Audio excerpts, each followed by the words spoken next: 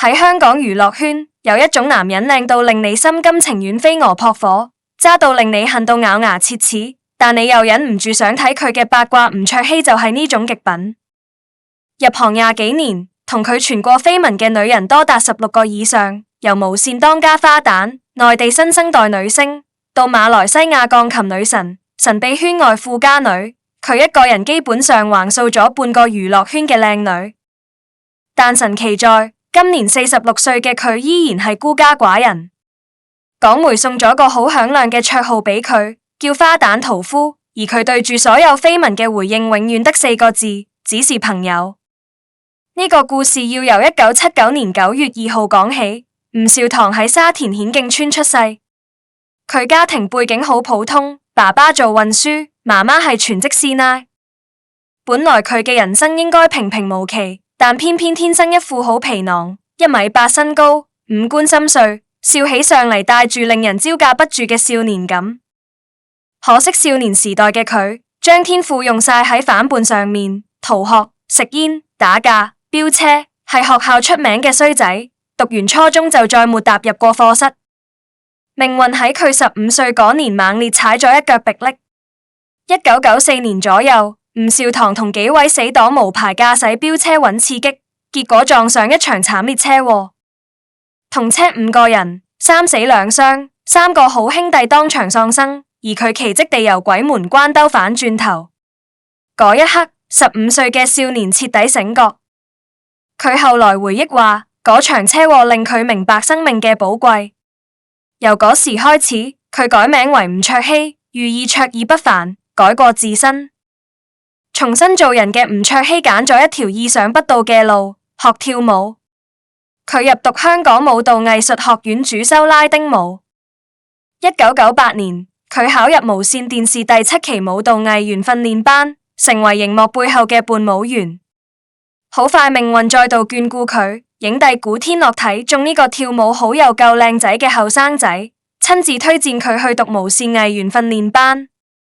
2000年，吳卓羲正式入行，頭2年跑龍套，喺烈火紅心2同流金歲月入面都係行行企企，但轉折嚟得好快。2003年無線開拍《衝上雲霄》，吳卓羲飾演後生機師唐奕峰。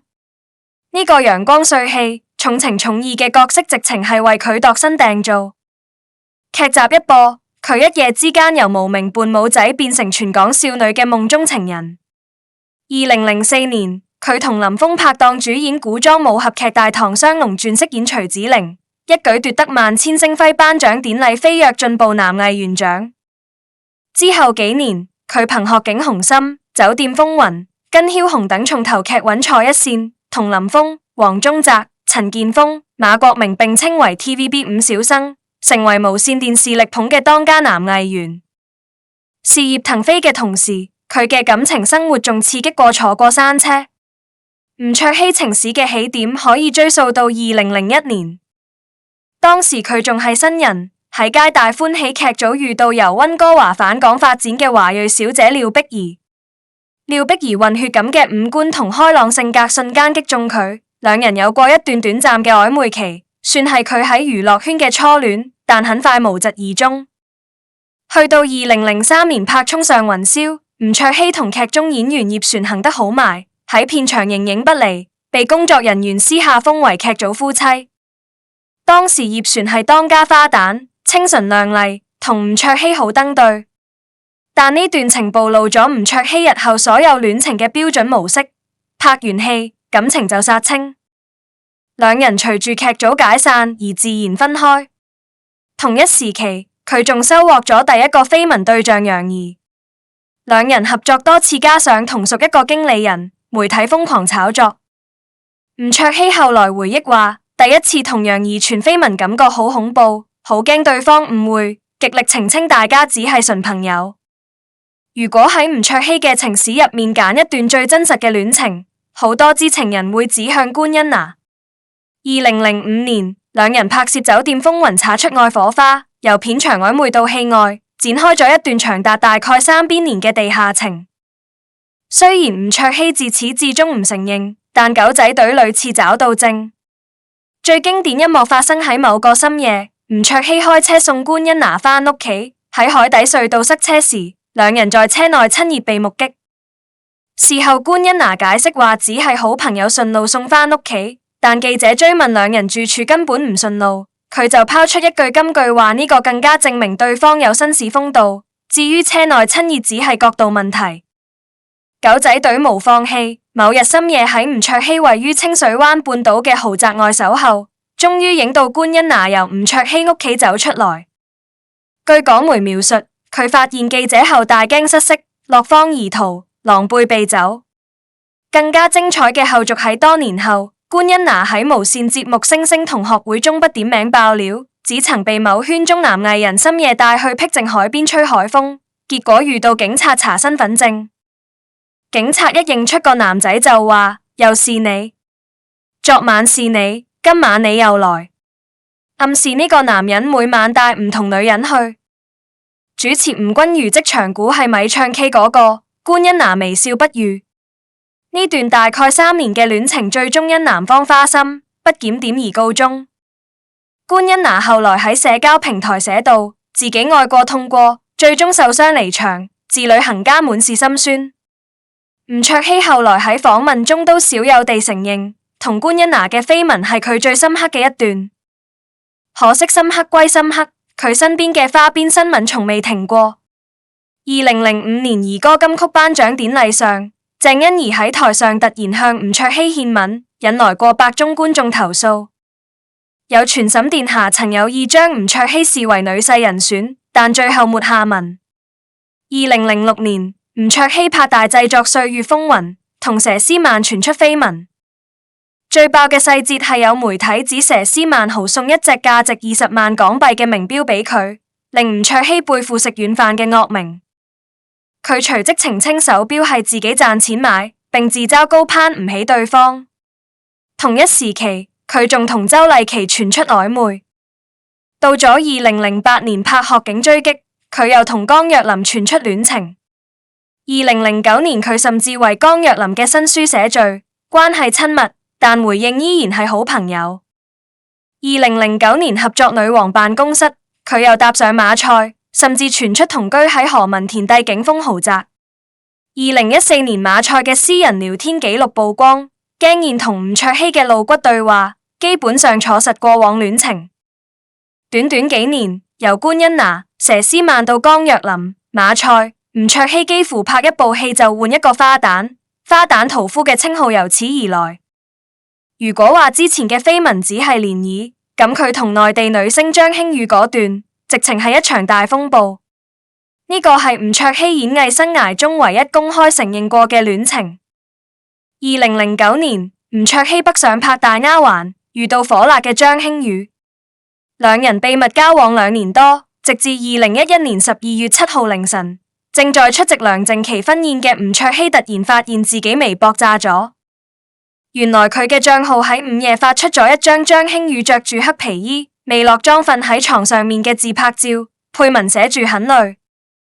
眼尖嘅網民發現平時發繁體字嘅吳卓羲，呢條貼文竟然用簡體字，好明顯係張馨予攞咗佢個賬號密碼逼宮宣示主權。條貼文瘋傳4個鐘後被刪除，高層樂意玲出面解圍話，張小姐可能係想吳卓羲關注佢多啲。被逼到牆角嘅吳卓羲最終喺微博發文認愛，話兩人而家好開心幸福，但被逼營業嘅戀情經不起考驗。張馨予好快發現，公開戀情後吳卓羲嘅花心習慣根本沒改。2011年拍《法證先鋒3》，吳卓羲同徐子珊傳出緋聞，貼心接送對方。據報張馨予曾打電話親自質問徐子珊。與此同時，馬來西亞鋼琴女神李元玲亦捲入混戰，加上一名神秘圈外富家女站出來爆料，公開吳卓羲發俾佢嘅曖昧語音同私密相，時間線重疊，腳踏多船嘅醜聞令吳卓羲形象插水。2012年6月，張馨予單方面宣布分手，呢度不得不提配角李元玲。2011年底，吳卓羲去馬來西亞打碟，喺酒吧主動向李元玲攞電話，之後瘋狂約會，甚至邀請對方去香港佢屋企住。2012年3月，李元玲飛到香港，吳卓羲堅稱自己單身，但無奈李元玲收到張馨予用陌生號碼傳來嘅警告短信，先知自己中計。事情曝光後，吳卓羲對媒體實行教科書式翻臉不認人，話同李元玲只見過幾次面，如果咁都算拍拖，直情係天下大笑話。質問對方係咪借佢炒作。李元玲氣憤喺社交平台反擊，指對方偷食仲要大喊冤枉。張馨予單新聞未完，最致命嘅梁靜琪事件又爆發。梁靜琪係無線製作總監梁家樹嘅女，屬於電視台高層千金。2012年9月，劇組喺三亞拍《衝上雲霄2》，某深夜吳卓羲、梁靜琪、黃長興等人在酒店泳池開派對，飲伏特加飲到大醉。據周刊報道，吳卓羲最後大叫今日邊個除褲邊個就係兄弟，梁靜琪隨即響應，大擺誘惑姿勢。狗仔隊影到兩人在泳池又攬又錫嘅親密相。問題係梁靜琪當時已經同生意人黃敏豪結婚。雜誌出街後，梁家樹同親家大為震怒。雖然梁靜琪事後表示後悔玩得太癲，但其丈夫最終果斷提出離婚，兩人於2014年正式結束婚姻。呢場風波令吳卓羲形象再度重創，亦被指係佢後來約滿離開無線嘅導火線之一。同張馨予分手後，吳卓羲感情生活依然眼花亂。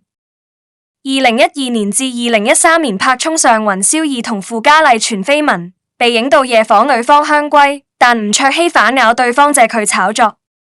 同一時期，佢喺上海拍戲，搭上內地女星莫小琪，對方以學粵語為由夜夜相見。2014年至2015年拍《幸福歸來》，又同後生女星李沁傳緋聞。另外，2010年佢曾被拍到同鐘嘉欣喺九龍城食牛扒，攬腰貼面自拍。由於鐘嘉欣當時被傳係好兄弟林峰心儀嘅對象，吳卓羲此舉一度被指叫兄弟長腳。有圈內人曾語帶諷刺咁評價佢能夠大方講出嚟嘅都係假嘅。時間嚟到2021年，年過40嘅吳卓羲看似收斂咗，但原來只係假象。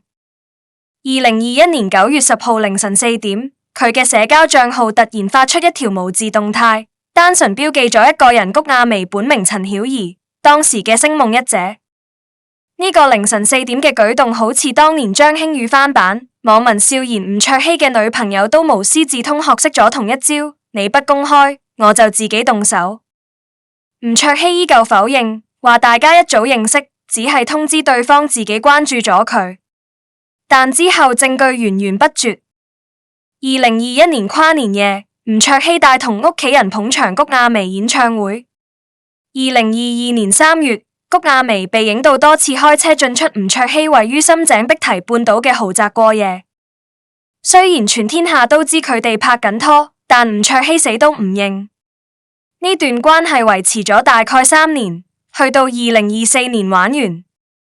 谷婭溦喺活動上公開宣布想揾同居男友，暗示分手。未幾佢被影到同 Air 成員保錡拍拖。當記者問起吳卓羲，佢表情複雜，語氣冰冷，表示冇乜好講。截至2026年2月，46歲嘅吳卓羲依然未婚。昔日五小生入面，林峰娶妻生子，陳建鋒淡出，馬國明都結咗婚，只剩佢同黃宗澤兩個單身漢。被問到點解唔結婚，年輕時佢話要賺夠先結，認為沒經濟基礎結婚係不負責任，而且佢極度抗拒公開戀情，坦言港媒嘅追訪壓力令佢唔想影響異性。講到擇偶條件，佢強調要溝通得到、孝順，年齡差距唔好超過4年。佢仲透露過，如果結婚，婚前財產會全部俾晒媽媽。自從爸爸喺2015年前因癌症過身後，吳卓羲對媽媽極其孝順。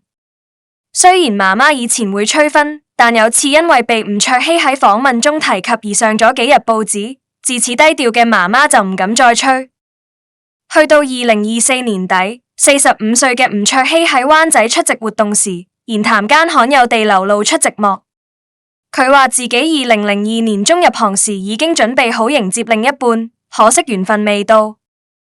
喺內地綜藝節目《大灣仔的夜》入面，見到周柏豪分享幸福家庭生活，吳卓羲突然心酸拋出一句：我就沒有這種感覺，我一點幸福都沒有，因為我還未結婚。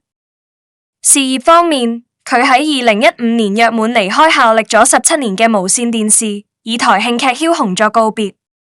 之後轉戰內地同電影圈，拍過《拆彈專家》同《飛虎》系列。2022年，43歲嘅佢憑藉芒果 TV 綜藝《披荊斬棘》第二季喺內地爆紅。佢喺節目中展現出呆萌搞笑嘅一面，被網民封為笨蛋帥哥，商演價飆升至每場25萬人民幣。同年底，佢主演嘅港劇《廉政追擊》大獲好評，演技被讚達到視帝級。2025年，佢參與了無線真人 show 藝員身份2025，並準備拍攝新劇《璀璨之城》。事業迎來第二春，但感情依然交白卷。回顧吳卓羲嘅情史，佢係香港娛樂圈緋聞最多，卻又最孤獨嘅男人之一。女人想要承諾，佢俾唔到；女人想要公開，佢唔願意。佢不停開始新關係，因為佢渴望愛；佢不停逃離，因為佢驚失去。佢話佢喺度等緣分，但緣分嚟過咁多次，佢一次都冇接穩。好啦，今日嘅故事就講到呢度。如果你鍾意呢條片，記得俾個讚同訂閱，我哋下次再見。